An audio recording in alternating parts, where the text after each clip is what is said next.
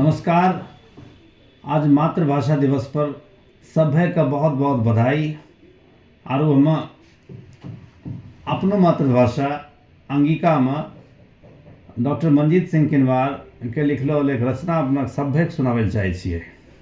जिस प्रकार से कि दूसरा बातों पर लड़ला से जहाँ तहाँ बस लड़ी जेबो, दूसरा बातों पर चलला से जहाँ तहाँ बस लड़ी जेबो, पर बुद्धि रहबो तो भैया लड़ते लड़ते मरी जेबो। बात सही लगता हमरो, बात सही लगता हमरो, जो सुनबो बुद्धि खोली, मार पीट से की मिलता, बस मिलता खूनी होली।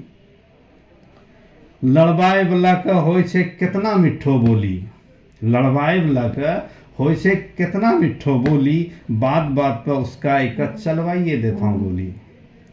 कहता तोय कोनो कमजोर छो, कहता तोय कोनो कमजोर छो जे ओकरा आगू डरी जेबो, दूसरा बातों पर चलबो भैया तो लड़ते लड़ते मरी जेबो।